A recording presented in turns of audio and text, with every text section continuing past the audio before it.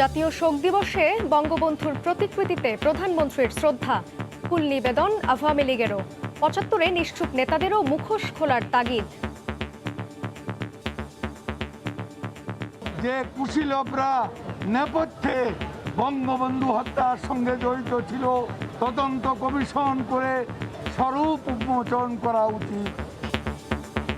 আইনি মারপ্যাচেই আটকে জাতির জনকের ২ খুনিকে ফেরানোর প্রক্রিয়া, বিদেশের মাটিতে জনমত গড়ার আহ্বান। যারা পালায় আছে তাদের যদি কোনো খোঁজ খবর আপনারা পান, আমাদের সাথে শেয়ার করুন।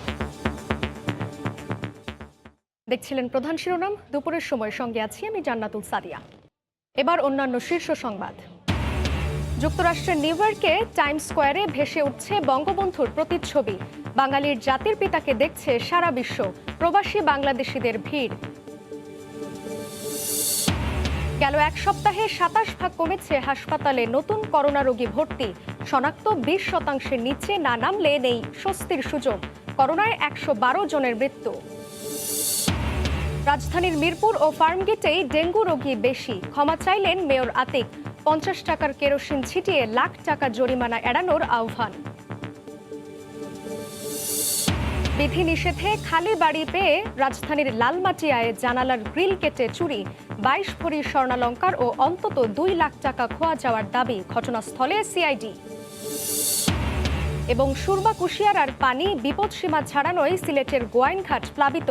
বছরের পর বছর তিস্তায় বিলীন হচ্ছে রংপুরের শত শত গ্রামের ঘরবাড়ি, ফসলি জমি।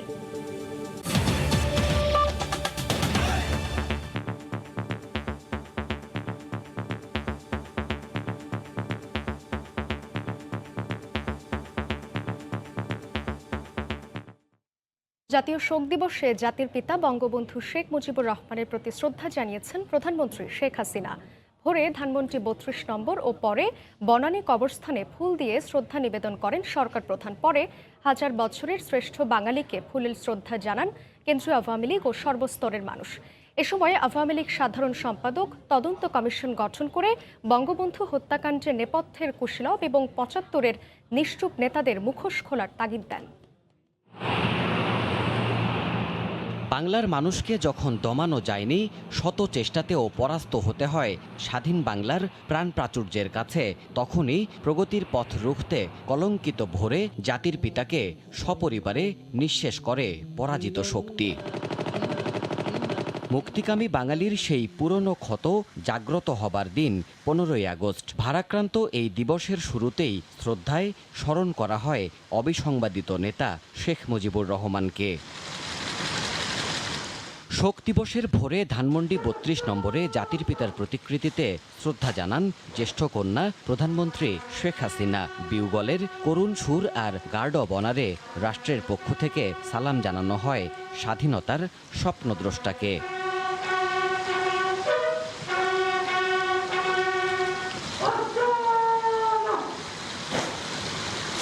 শ্রদ্ধা জানানো হয় প্রধান বিচারপতি ও স্পিকারের পক্ষ থেকেও। পরে ভয়াল সেই রাতে শহীদ হওয়া পরিবারের অন্যান্য সদস্যদের প্রতি শ্রদ্ধা জানাতে বনানী কবরস্থানে যান সরকার প্রধান। কবরে ফুল ছিটিয়ে শেখ হাসিনা ভালোবাসা জানান এক রাতেই পৃথিবী ছেড়ে যাওয়া স্বজন ও নিকটাত্মীয়ের প্রতি। সকাল ৭টায় ধানমন্ডি ও এরপর বনানীতে জাতির পিতার প্রতি শ্রদ্ধা জানায় আওয়ামী লীগের কেন্দ্রীয় নেতারা। সীমিত পরিসরে নেতারা ফুল দেন ১৫ই আগস্টে নিহতদের স্মরণে। শ্রদ্ধা জানানোর শেষে আওয়ামী লীগ সাধারণ সম্পাদক বলেন, ১৫ই আগস্টের নেপথ্য কুশীলবদের বিচারে তদন্ত কমিশন করতে হবে। এছাড়া মুখোশ খুলতে হবে সে সময় নীরব থাকা নেতাদেরও। যে কুশীলবরা নেপথ্যে বঙ্গবন্ধু হত্যার সঙ্গে জড়িত ছিল, তদন্ত কমিশন করে কুশীলবদের স্বরূপ উন্মোচন করা উচিত। তাৎক্ষণিক প্রতিরোধ গড়ে তুলতে না পারার যে ব্যর্থতা বঙ্গবন্ধুর অনুসারী নেতৃত্বের, সেটাও নতুন প্রজন্মকে জানাতে হবে। পরে ইতিহাসের মহানায়কের মহাপ্রয়াণে হৃদয় নিংড়ানো ভালোবাসায় শ্রদ্ধা জানায় আওয়ামী লীগের অঙ্গ ও সহযোগী সংগঠন সহ সর্বস্তরের মানুষ। দেবাশিস রায়, সময় সংবাদ, ঢাকা। বঙ্গবন্ধু হত্যা মামলার রায়ের পর প্রায় ১১ বছরের দীর্ঘ কূটনৈতিক তৎপরতায়ও ফিরিয়ে আনা সম্ভব হয়নি মৃত্যুদণ্ডপ্রাপ্ত পলাতক ৪ আসামিকে। পররাষ্ট্রমন্ত্রী ডক্টর একে আব্দুল মোমেন জানান, যুক্তরাষ্ট্র এবং কানাডায় অবস্থানরত ২ আত্মস্বীকৃত খুনিকে ফেরানোর প্রক্রিয়া আটকে আছে আইনি মারপ্যাঁচে। আইনগত এবং কূটনৈতিক তৎপরতার পাশাপাশি বিদেশের মাটিতে জনমত সৃষ্টির পরামর্শ দিয়েছেন আন্তর্জাতিক সম্পর্ক বিশ্লেষকরা। শাতিলা শারবিনের রিপোর্ট। দীর্ঘ ৩৪ বছরের নাটকীয়তার পর চূড়ান্ত রায় হয় বঙ্গবন্ধু হত্যা মামলার। এ মামলায় মৃত্যুদণ্ডপ্রাপ্ত ১২ আসামির মধ্যে এখন পর্যন্ত ফাঁসি কার্যকর হয়েছে ৬ জনের। এখনো বঙ্গবন্ধুর আত্মস্বীকৃত খুনি ও মৃত্যুদণ্ডপ্রাপ্ত ৫ আসামি রয়েছে পলাতকের তালিকায়। খন্দকার আব্দুর রশিদ, শরীফুল হক ডালিম কোথায় আছেন তথ্য নেই সরকারের কাছে। এম রাশেদ চৌধুরী মার্কিন যুক্তরাষ্ট্রে এবং নূর চৌধুরী কানাডায় অবস্থান করছে। পলাতক অবস্থায় জিম্বাবুয়েতে মারা যায় আজিজ পাশা। খুনিগুলো তিনটার কোনো খবরই পাইনি। কোন নামে কোন দেশে আছে আমরা জানি না। মাঝে মাঝে বলা হয়, হয়তো আগে বলা হতো লিবিয়াতে, কখনো বলা হয় পাকিস্তানে, কিন্তু আমরা কোনো সঠিক তথ্য পাই। গত বুধবার এক ভার্চুয়াল বৈঠকে নূর চৌধুরীকে ফেরত দিতে কানাডার আন্তর্জাতিক উন্নয়ন বিষয়ক মন্ত্রী ক্যারিনা গোল্ডকে আবারও অনুরোধ জানান পররাষ্ট্রমন্ত্রী। এদিকে করোনা পরিস্থিতিতে এই প্রক্রিয়া কিছুটা ব্যাহত হয়েছে জানিয়ে গত বৃহস্পতিবার আইনমন্ত্রী আবারও বলেন, যত সময়ই লাগুক বঙ্গবন্ধুর খুনিদের দেশে ফিরিয়ে আনা হবে। দিনের আলোর মতন সত্য যে জিয়াউর রহমান এই হত্যাকাণ্ডের সাথে জড়িত। সময় সংবাদকে পররাষ্ট্রমন্ত্রী জানান, রাশেদ চৌধুরীর বিরুদ্ধে ২ বছর ধরে আমেরিকার নাগরিকত্ব মামলা চলছে দেশটির আদালতে। অন্যদিকে কানাডার আইন বড় বাধা নূর চৌধুরীকে দেশে ফেরানোর ক্ষেত্রে। তো এইটাতে আমরা এখনো বেড়াজালে আছি, আমরা প্রচেষ্টা চালিয়ে যাচ্ছি। আমেরিকাতে আমরা ২ বছর হয়ে গেল, খুব একটা এখনো রেজাল্ট পাইনি। আমরা এর পিছনে লেগে আছি, কিন্তু আইনের বিষয় সেইখানে এমন কিছু করার উপায় নাই। তারা কিছু বললেই বলে যে আমাদের এটা অ্যাটর্নি জেনারেল অফিসে আছে, আমরা we can't influence the attorney general. এদিকে আন্তর্জাতিক সম্পর্ক বিশ্লেষকদের পরামর্শ, পালিয়ে থাকা দেশে জনমত গঠনের মাধ্যমেই সম্ভব এ প্রক্রিয়াকে ত্বরান্বিত করা। আমেরিকার জনগণের মধ্যে যদি একটা জনমত তৈরি করা যায়, তাহলে হয়তো আমরা তাড়াতাড়ি দেখব যে আইনের প্রক্রিয়াটার যেই কথা বলা হচ্ছে তার মধ্যে সিদ্ধান্তটা তারা স্বীকৃত খুনিদের পরবর্তীকালে দূতাবাসে চাকরি সহ বিদেশে পুনর্বাসনও করা হয়। শাতিলা শারমিন, সময় সংবাদ, ঢাকা। যুক্তরাষ্ট্রের নিউ ইয়র্কে টাইমস স্কোয়ারে ভেসে উঠছে জাতির জনক বঙ্গবন্ধু শেখ মুজিবুর রহমানের প্রতিচ্ছবি। বাঙালির জাতির পিতাকে দেখছে বিশ্ব। ঐতিহাসিক এ মুহূর্তের সাক্ষী হতে ভিড় করেন প্রবাসী বাংলাদেশিরা। প্রতি ২ মিনিট পর পর ১৫ সেকেন্ডের ভিডিও প্রদর্শিত হচ্ছে পুরো একদিন। বিস্তারিত জানিয়েছেন হাসানুজ্জামান সাকি। বিশ্বজুড়ে ইংরেজি নববর্ষের বল ড্রপের জন্য বিখ্যাত নিউ ইয়র্কের টাইমস স্কয়ারের প্রধান বিলবোর্ড, সেখানে ভেসে উঠল বঙ্গবন্ধুর ছবি। উল্লাসে ফেটে পড়লেন প্রবাসী বাংলাদেশিরা। আয়োজনে অংশ নিতে ওয়াশিংটন থেকে ছুটে এলেন বাংলাদেশের রাষ্ট্রদূত, ছিলেন জাতিসংঘের স্থায়ী প্রতিনিধি ও নিউ ইয়র্কের কনসাল জেনারেল। বঙ্গবন্ধুর ৪৬তম শাহাদত বার্ষিকী উপলক্ষে যেভাবে তার জীবন এবং কর্ম দেখানো হচ্ছে অডিও ভিজুয়ালের মাধ্যমে, এটা নিঃসন্দেহে একটা বিরল একটা উদ্যোগ। আমাদের জন্য জাতির কলঙ্কময় দিন, আমাদের জাতীয় শোক দিবস। তারপরও এখানে যখন সব বাঙালিদের মাঝে আছি, আমরা এখানে টাইমস স্কয়ারে এসেছি, সত্যি এটা একটা ইমোশনাল মোমেন্ট আমাদের সবার জন্য। ভিন্নধর্মী এই আয়োজনের উদ্যোক্তা স্থানীয় প্রবাসী তরুণ ফাহিম ফিরোজ জানালেন, বিশ্ববাসীর সামনে বঙ্গবন্ধুকে তুলে ধরতেই তার ব্যক্তিগত প্রচেষ্টা, তবে পররাষ্ট্রমন্ত্রী তাকে সর্বাত্মক সহযোগিতা করেছেন। টাইমস স্কয়ারে ভাবলাম যে বঙ্গবন্ধুকে যদি প্রদর্শন করা হয় ওনার মৃত্যুবার্ষিকী দিনে, তাহলে ওনাকে সম্মান জানানো যাবে এবং ওনাকে শ্রদ্ধা জানানো যাবে, এবং ওনাকে বিশ্বের এখানে যে লাখ লাখ মানুষ প্রতিদিন যাতায়াত করে তাদের সামনে বঙ্গবন্ধুকে তুলে ধরা যাবে। আওয়ামী লীগ ও অঙ্গ সংগঠনের নেতাকর্মীরা ছাড়াও বিপুল সংখ্যক প্রবাসী ও বিদেশিরাও টাইমস স্কয়ারে বঙ্গবন্ধুর ছবি প্রদর্শনী দেখেন। বঙ্গবন্ধুর শাহাদাত বার্ষিকীর এই দিনটিতে তার ছবি প্রদর্শনীর এই আয়োজনটি ছিল ঐতিহাসিক। এই উদ্যোগটি নজর কেড়েছে বিদেশিদের কাছেও। হাসানুজ্জামান সাকি, সময় সংবাদ, Times square, new York.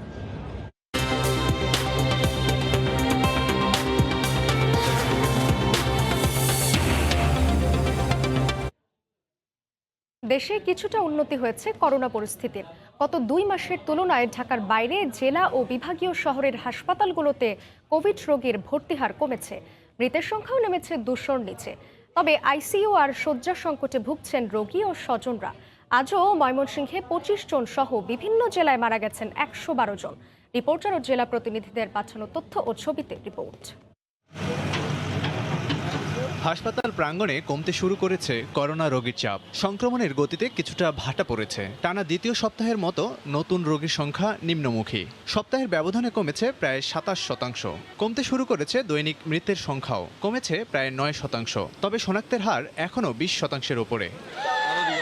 ICU সংকটে হাসপাতালগুলো সিরিয়ালের অপেক্ষায় কষ্টের প্রহর কাটছে মুমূর্ষু রোগী ও স্বজনদের। আসার কয়েক ঘন্টার মধ্যে রোগীরা মারা যাচ্ছে, কারণ আমরা তাদের অক্সিজেন লেভেল খুবই কম থাকে।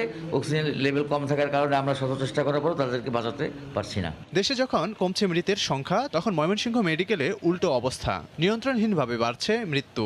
একদিনে হাসপাতালটিতে 25 জন মারা গেছেন। যে পরিমাণ মুমূর্ষু রোগী, তার জন্য আইসিইউতে আর কি ভর্তি করা যাচ্ছে না।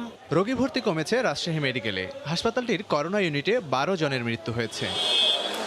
সিলেটের অবস্থা ভালো না, লাফিয়ে লাফিয়ে বাড়ছে সংক্রমণ ও মৃত্যু হার। জেলায় 12 জন মারা গেছেন। বরিশালের শেরেবাংলা মেডিকেলে 24 ঘন্টায় করোনা উপসর্গে 10 জন প্রাণ হারিয়েছেন। করোনা পরিস্থিতিতে হয়তোবা আমরা আগের চেয়ে আমাদের লেভেলটা একটু নিচে যাচ্ছে, প্রতিদিনই নিচে যাচ্ছে।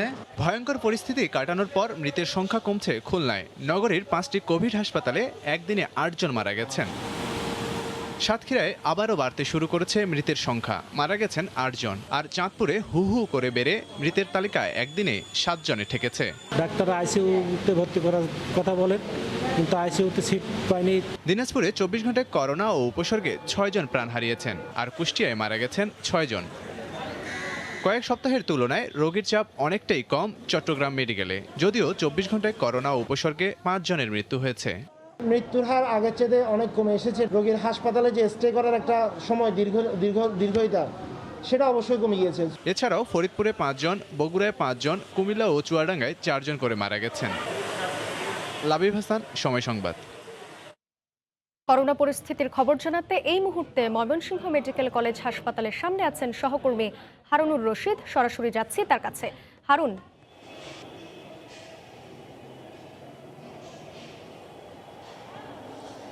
ময়মনসিংহ মেডিকেল কলেজ হাসপাতালের করোনা ইউনিটে যাবৎকালের কিন্তু সবচেয়ে বেশি মৃত্যুর ঘটনা ঘটেছে। আমরা দেখেছি যে গত 4-5 দিন আগেও সেটি 11, 12, 15-এর মধ্যে ছিল, কিন্তু এখন গত 2-3 দিন যাবৎ মৃত্যুর সংখ্যা বেশ বেড়েছে। আজকে আমরা যে খবর পেয়েছি হাসপাতাল সূত্রে, সেটি হচ্ছে ময়মনসিংহ মেডিকেল কলেজ হাসপাতালের করোনা ইউনিটে গত 24 ঘন্টায় 25 জনের মৃত্যু হয়েছে। এর মধ্যে 10 জন করোনা আক্রান্ত ছিলেন এবং বাকি 15 জন করোনার উপসর্গ নিয়ে হাসপাতালে ভর্তি ছিলেন। এবং যারা মৃত্যুবরণ করেছেন এর মধ্যে কিন্তু সবচেয়ে বেশি মারা গেছেন ময়মনসিংহ জেলার। ময়মনসিংহ জেলার এই 25 জনের মধ্যে ময়মনসিংহ জেলারই রয়েছেন 18 জন এবং নেত্রকোনা জেলার রয়েছে 3 জন। এছাড়া শেরপুর, জামালপুর, কিশোরগঞ্জ ও টাঙ্গাইল জেলার 1 জন করে মৃত্যুবরণকারীদের মধ্যে রয়েছেন বলে আমরা হাসপাতাল সূত্রে জানতে পেরেছি। হাসপাতালের যে করোনা ইউনিট রয়েছে সেখানে 402টি বেড রয়েছে। এর মধ্যে এখন কিন্তু রোগীর সংখ্যা কিছুটা কম, 359 জন রোগী আছেন এবং 21টি আইসিইউর বেডে রোগী আছে বলে আমরা হাসপাতাল সূত্রে জানতে পেরেছি। এবং এখানে আক্রান্তের হারটাও যদি একটু বলি, আক্রান্তের হারও কিন্তু বাড়ছে। আমরা দেখছি যে গতকালকে যে ময়মনসিংহ জেলায় 684 জনের নমুনা পরীক্ষা করা হয়েছে, এর মধ্যে কিন্তু 184 জনই দেহে করোনা ভাইরাসের উপস্থিতি পাওয়া গেছে এবং শনাক্তের হার 27.19। অর্থাৎ মৃত্যুর সংখ্যা যেমন বাড়ছে, ঠিক পাশাপাশি কিন্তু সংক্রমণের সংখ্যাও এই ময়মনসিংহ জেলায় বাড়ছে। এবং ময়মনসিংহ জেলাতে মৃত্যুর সংখ্যা সবচেয়ে বেশি এবং এরপরেই মৃত্যু এবং আক্রান্তর দিক দিয়ে রয়েছে ময়মনসিংহ বিভাগের নেত্রকোনা জেলা এবং শেরপুর, জামালপুরে রয়েছে, কিন্তু তার চেয়ে নেত্রকোনার মৃত্যুর হারটা ময়মনসিংহের পরেই তখন আসলে ময়মনসিংহে করোনার মৃত্যুর হারটা এত বেশি কেন?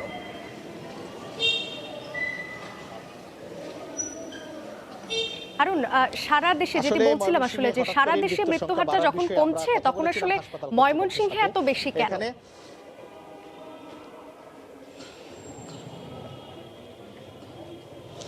ধন্যবাদ। আমি এই বিষয়টি বলতে চাই যে আমি হাসপাতাল কর্তৃপক্ষের সাথে কথা বলেছি।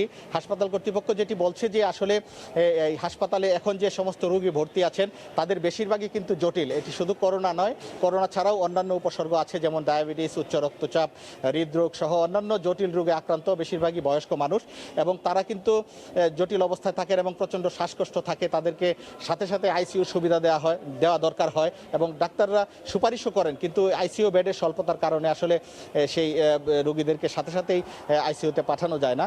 এটি একটি মৃত্যুর কারণ হিসেবে চিকিৎসকরা বলছেন। আরেকটি কারণ বলছেন যে এখন যে সমস্ত রোগীরা আসছেন কিন্তু বেশিরভাগ রোগী মুমূর্ষু অবস্থায় আসছেন, যার কারণে এই হাসপাতালে খুবই মুমূর্ষু অবস্থায় নিয়ে আসছে। অনেক সময় চিকিৎসকদেরও কিছু করার থাকে না বলে তারা যেটি বলছেন, যে এটি আরেকটি কারণ হিসেবে, মৃত্যুর বাড়ার কারণ হিসেবে তারা বলছেন। তো সাদিয়া, ময়মনসিংহ থেকে যুক্ত ছিলেন রিপোর্টার হারুনুর রশিদ। এদিকে রাজধানীতেও গত এক সপ্তাহে হাসপাতালে নতুন রোগী কমেছে প্রায় 27 ভাগ, তবে এখনও শনাক্তের হার 20% বেশি। বিশেষজ্ঞরা বলছেন স্বাস্থ্যবিধি না মানার কোনো সুযোগ নেই, অবহেলা করলেই অবস্থার অবনতি হতে পারে।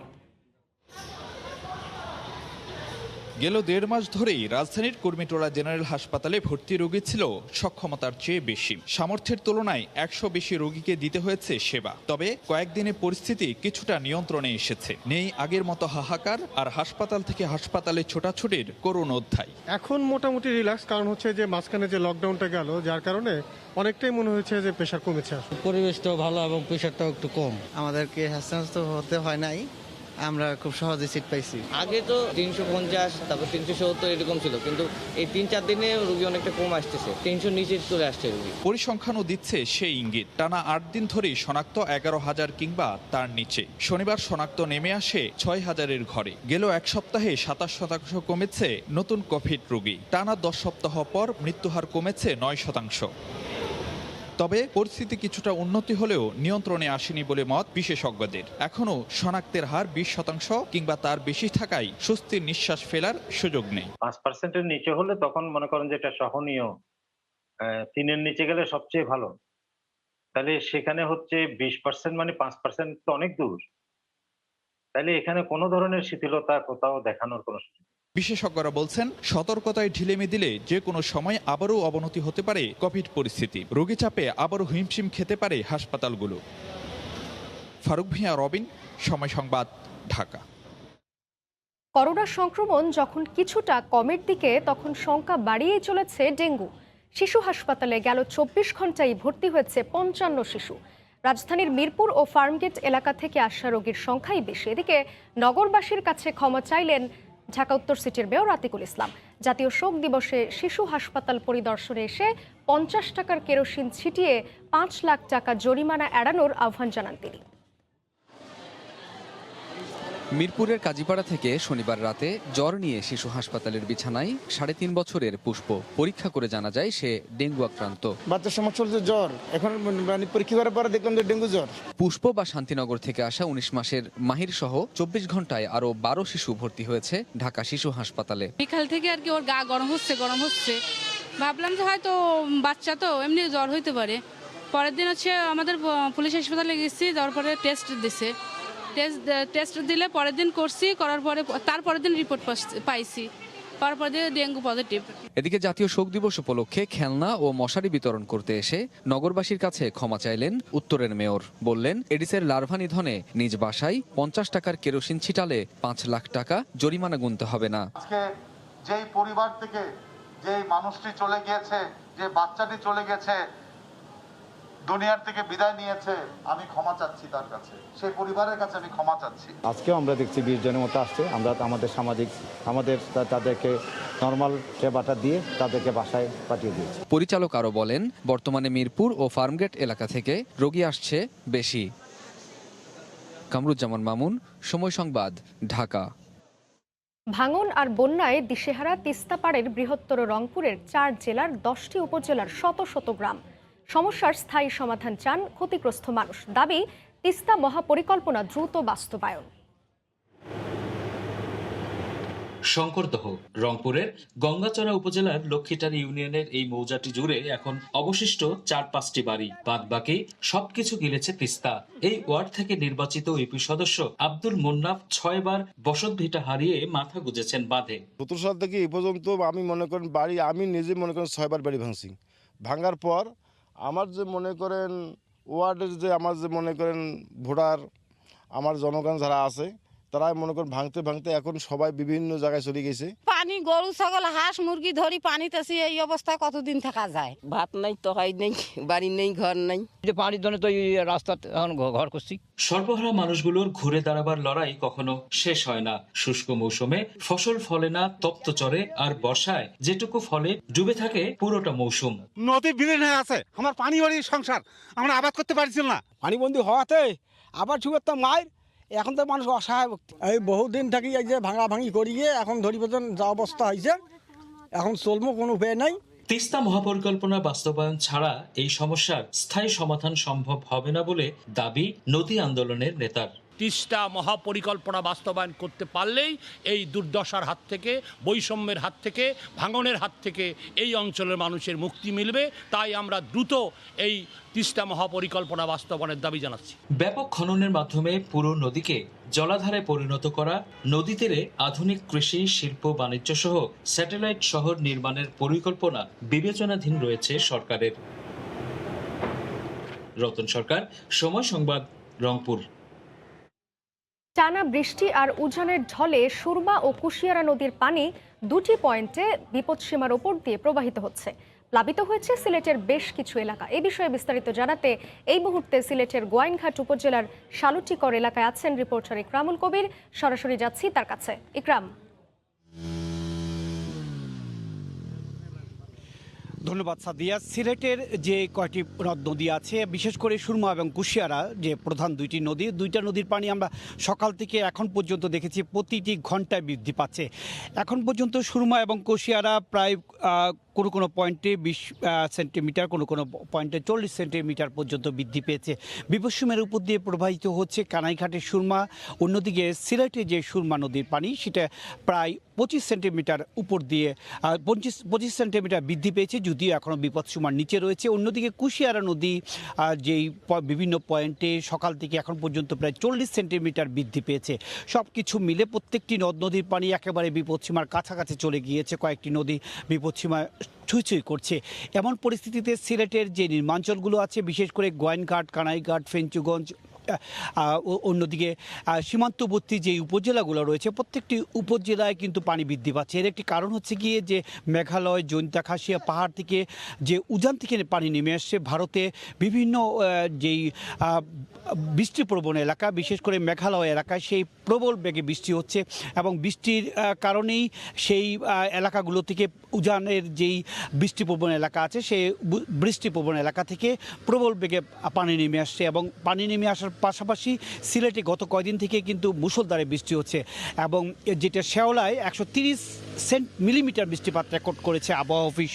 এই যখন পরিস্থিতি, তখন এই পরিস্থিতি থেকে উত্তরণের আপাতত কোনো সম্ভাবনা নেই। আজকের একদিন যাওয়ার পরে আগামী 2-1 দিনও এমন পরিস্থিতি থাকতে পারে বলে জানিয়েছে পানি উন্নয়ন বোর্ড, যে বন্যা সতর্কীকরণ কেন্দ্র, সেই সতর্কীকরণ কেন্দ্র জানিয়েছে। অন্যদিকে আবহাওয়া অফিসে বলছে এই বৃষ্টিপাত আজকেও চলবে এবং আজকের দিনের পরে কালকে কিছুটা কমে যাবে এবং পরে হয়তো তা আরেকটু কমে যাবে। এই যে আগস্ট মাস এবং সেপ্টেম্বর মাস, এই 2 মাস এবং অক্টোবর মাস, এই মাসগুলোতে কিন্তু আকস্মিক বন্যার জন্য একটি আতঙ্কে থাকে এলাকার মানুষেরা। অন্যান্য সময় যেমন জুন জুলাইয়ের দিকে স্বাভাবিক যে বন্যা, সেই বন্যা হয়ে থাকে, কিন্তু এই আগস্ট, সেপ্টেম্বর, অক্টোবর এই 3 মাস কিন্তু সিলেট অঞ্চলে আকস্মিক বন্যা হয়ে থাকে। অন্যান্য বছরগুলোতে আমরা এমনই দেখেছি। মোটামুটি এখন পর্যন্ত আকস্মিক বন্যার একটা আতঙ্কের মধ্যেই আছে সিলেট অঞ্চল। সিলেট এবং সুনামগঞ্জ দুটি জেলাই রয়েছে এই আতঙ্কের মধ্যে। মোটামুটি সাদিয়া, এ ছিল সিলেট অঞ্চলের বিভিন্ন যে নদ নদীর পানি বাড়ছে তার সর্বশেষ খবর। সিলেট থেকে যুক্ত ছিলেন রিপোর্টার ইকরামুল কবির। কঠোর বিধিনিষেধে বাড়িতে কেউ না থাকার সুযোগে রাজধানীর লালমাটিয়ার একটি বাসায় জানালার গ্রিল কেটে চুরির ঘটনা ঘটেছে। 30 লাখ টাকার স্বর্ণালংকার ও নগদ টাকা খোয়া গেছে বলে জানান বাড়ির মালিক। ঘটনাস্থল পরিদর্শন করে আলামত সংগ্রহ করেছে সিআইডি ও পুলিশ। ঈদের ছুটি কাটিয়ে আর লকডাউন স্বাভাবিক হলে 1 মাস পর লালমাটিয়ার বাসায় ফেরেন নুরুল হুদা খানের পরিবার। রোববার রাতে বাসায় ঢুকেই দেখেন জানালার গ্রিল কাটা, বাসার সব লণ্ডভণ্ড, ভাঙা আলমারি, নেই কোনো মূল্যবান জিনিস। বিষয়টি থানায় জানালে সকালে ঘটনাস্থল পরিদর্শন করে সিআইডির ক্রাইম সিন ও পুলিশ। সংগ্রহ করেন বিভিন্ন আলামত। কার্নিশ বেয়ে উঠে দুটি ঘরের 4টি আলমারি থেকে 20 থেকে 22 ভরি স্বর্ণ, 2 থেকে 2.5 লাখ টাকা আর কিছু বিদেশি মুদ্রা নিয়ে কাটা গ্রিল দিয়েই পালিয়ে যায় চোর। জীবনের সব পুঁজি হারিয়ে এখন হতবিহ্বল নুরুল হুদার পরিবার। আমাদের এত বছরের যে সঞ্চয় সেটা কিছুই রাখি যায় নাই। লালমাটিয়ার মতন একটা এলাকার মধ্যে আমার এত বড় ক্ষতি হয়ে গেল। সব লক ছিল, কখনো ধারণা ছিল না যে এই গ্রিল ভেঙে আসবে। আর আমাদের নিচের পাশে আন্টি বলছিল যে ঘটনায় আপনার 15-20 দিন হলো উনি কিছু রাতের বেলায় কিছু আওয়াজ শুনছিল ভাঙা চোরের। প্রায় 22.5 ভরির মতো স্বর্ণ ছিল আর ক্যাশ 2,40,000 টাকার মতো ছিল। এদিকে কাটা গ্রিলটি বেশ পুরনো বলে ধারণা করছে তদন্ত সংশ্লিষ্টরা। সর্বোচ্চ প্রযুক্তিগত ব্যবহার করে চুরির মালামাল উদ্ধারের চেষ্টার আশ্বাস তদন্ত সংশ্লিষ্টদের। আমরা ঘটনাস্থল পরিদর্শন করেছি, আমরা দেখলাম আমাদের সিআইডি ফরেন্সিক টিমও এখানে কাজ করতেছে। আমরা সকল দৃষ্টিকোণ থেকেই আমরা তদন্ত করতেছি, খুব দ্রুত যাতে আমরা কোনো ফাইন্ড আউট করতে পারি এবং যারা চুরির সাথে জড়িত তাদের অ্যারেস্ট করতে পারি এবং যে চোরাই মালগুলো চুরি হয়েছে সেটা উদ্ধারের জন্য আমরা সচেষ্ট আছি, আমরা চেষ্টা করতেছি। লালমাটিয়ার মতো নিরাপদ এলাকায় এমন চুরির ঘটনায় উদ্বিগ্ন এলাকার বাসিন্দারাও। সেলিয়া সুলতানা, সময় সংবাদ, ঢাকা। আবারও জাতীয় শোক দিবসের খবর। জাতীয় শোক দিবসে বঙ্গবন্ধু শেখ মুজিবুর রহমানকে ফুলেল শ্রদ্ধায় স্মরণ করেছে সর্বস্তরের মানুষ। দেশের জেলা ও বিভাগীয় শহরের দিনব্যাপী রয়েছে নানা কর্মসূচি। ব্যুরো রিপোর্টার ও জেলা প্রতিনিধিদের পাঠানো তথ্য ও ছবি নিয়ে রিপোর্ট। গোপালগঞ্জের টুঙ্গিপাড়ায় বঙ্গবন্ধু শেখ মুজিবুর রহমানের সমাধিতে প্রধানমন্ত্রী শেখ হাসিনার পক্ষে ফুল দিয়ে শ্রদ্ধা জানান তার সামরিক সচিব মেজর জেনারেল নকিব আহমদ চৌধুরী। এ সময় সশস্ত্র 3 বাহিনীর পক্ষে গার্ড অব অনার প্রদান করা হয়। অনুষ্ঠানে পররাষ্ট্রমন্ত্রী সহ বেশ কয়েকজন সংসদ সদস্য ও কেন্দ্রীয় আওয়ামী লীগের নেতারা উপস্থিত ছিলেন। চট্টগ্রামে বিউগলের করুণ সুরে শুরু হয় জাতীয় শোক দিবসের কর্মসূচি। বঙ্গবন্ধুর প্রতিকৃতিতে ফুল দিয়ে শ্রদ্ধা জানান বিভাগীয় কমিশনার সহ পুলিশ ও জেলা প্রশাসনের ঊর্ধ্বতন কর্মকর্তারা। এরপর একে একে শ্রদ্ধা জানায় বিভিন্ন সংগঠন। তার যে স্বপ্নের সোনার বাংলা গড়ার প্রত্যয় ব্যক্ত করেছিলেন, সেই সোনার বাংলা যেন আমরা তার উত্তরাধিকার হিসেবে গড়তে পারি। ময়মনসিংহ সার্কিট হাউসে সমবেত হন নানা শ্রেণী পেশার মানুষ। এ সময় জাতির জনকের প্রতিকৃতিতে শ্রদ্ধা জানান তারা। বরিশালে নানা আয়োজনে পালন করা হয় জাতীয় শোক দিবস। অনুষ্ঠান শেষে বঙ্গবন্ধুর স্বপ্ন বাস্তবায়নে নতুন প্রজন্মকে এগিয়ে আসার আহ্বান জানান বরিশাল সিটি মেয়র। আজকের দিনে এই শোক আমাদের শক্তিতে পরিণত হবে এবং নতুন প্রজন্মকে নিয়ে সুন্দর সোনার বাংলাদেশ, ডিজিটাল বাংলাদেশ আমরা করব ইনশাল্লাহ। সিলেটে ফুল দিয়ে শ্রদ্ধা জানান আওয়ামী লীগ সহ বিভিন্ন রাজনৈতিক, সামাজিক ও সাংস্কৃতিক সংগঠনের নেতাকর্মীরা। বঙ্গবন্ধুর দণ্ডপ্রাপ্ত খুনিদের দেশে ফিরিয়ে এনে রায় কার্যকরের দাবি জানান তারা। যখন বঙ্গবন্ধুর সকল খুনি সাজা পাবে এবং এদের নেপথ্য যারা আছে তাদের মুখোশ উন্মোচন হবে। রাজশাহীতে ফুল দিয়ে শ্রদ্ধা জানান city mayor AHM Khairuzzaman Liton. দিবসটি উপলক্ষে বিজেপির পক্ষ থেকে হতদরিদ্রদের মাঝে বিতরণ করা হয় খাদ্য সামগ্রী। এছাড়া খুলনা বেতারে বঙ্গবন্ধুর ভাস্কর্যে শ্রদ্ধা জানান সর্বস্তরের মানুষ। সাবিত সারোয়ার, সময় সংবাদ। স্বাধীনতার 50 বছরে এসেও বিএনপি ও তার দোসররা বঙ্গবন্ধুকে অস্বীকার করার অপচেষ্টা করেই যাচ্ছে বলে মন্তব্য করেছেন তথ্যমন্ত্রী ডক্টর হাসান মাহমুদ।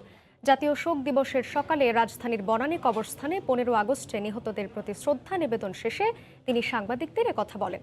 যারা বঙ্গবন্ধুকে অস্বীকার করে তাদের এই দেশে রাজনীতি করার কোনো সুযোগ নেই বলেও মন্তব্য করেন তথ্যমন্ত্রী। কিন্তু স্বাধীনতার 50 বছর পরও একটি গোষ্ঠী, বিএনপি সহ তাদের দোসরেরা বঙ্গবন্ধুকে খাটো করার অপচেষ্টা চালায়, বঙ্গবন্ধুকে অস্বীকার করার অপচেষ্টা চালায়। বাংলাদেশে আমি মনে করি সুষ্ঠু রাজনীতির স্বার্থে, ইতিহাসের স্বার্থে যারা বঙ্গবন্ধুকে অস্বীকার করে তাদের রাজনীতি এই দেশে বন্ধ হওয়া প্রয়োজন।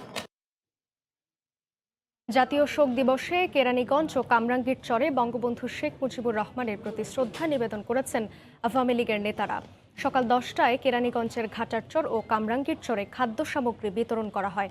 এছাড়া সকল মসজিদ, আওয়ামী লীগ কার্যালয় সহ এলাকার 204টি স্থানে দোয়া ও গণভোজের আয়োজন করা হয়। স্থানীয় সংসদ সদস্য ও আওয়ামী লীগ নেতা অ্যাডভোকেট কামরুল ইসলামের পক্ষে কেরানীগঞ্জ মডেল থানা আওয়ামী লীগের আহ্বায়ক ইউসুফ আলী চৌধুরী সেলিম, যুগ্ম আহ্বায়ক হাজী শফিউল আজম খান বারকু ও হাজী আলতাফ হোসেন বিপ্লব এই আয়োজনে সহযোগিতা করেন। এতে স্থানীয় অঙ্গ সংগঠনের নেতাকর্মীরা উপস্থিত ছিলেন।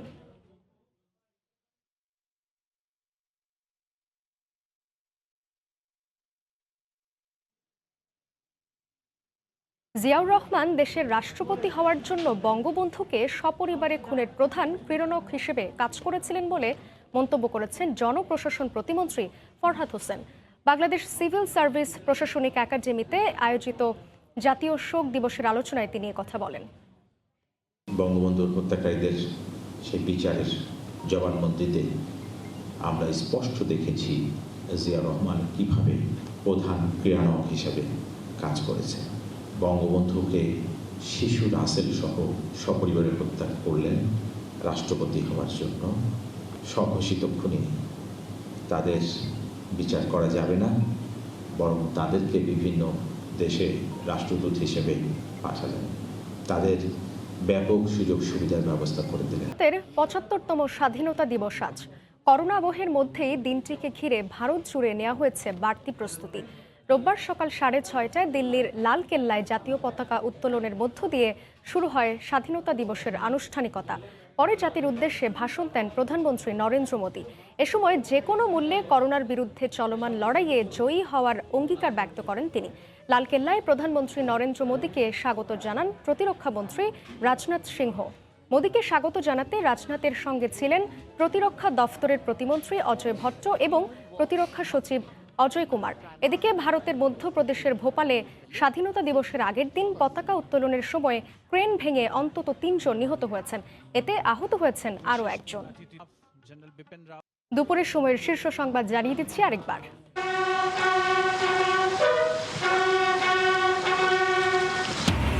জাতীয় শোক দিবসে বঙ্গবন্ধুর প্রতিকৃতিতে প্রধানমন্ত্রীর শ্রদ্ধা, ফুল নিবেদন আওয়ামী লীগেরও। ৭৫-এ নিশ্চুপ নেতাদেরও মুখোশ খোলার তাগিদ। গেল এক সপ্তাহে ২৭ ভাগ কমেছে হাসপাতালে নতুন করোনা রোগী ভর্তি। শনাক্ত 20% নিচে না নামলে নেই স্বস্তির সুযোগ। করোনায় 112 জনের মৃত্যু। এবং রাজধানীর মিরপুর ও ফার্মগেটেই ডেঙ্গু রোগী বেশি। ক্ষমা চাইলেন মেয়র আতিক। 50 টাকার কেরোসিন ছিটিয়ে লাখ টাকা জরিমানা এড়ানোর আহ্বান।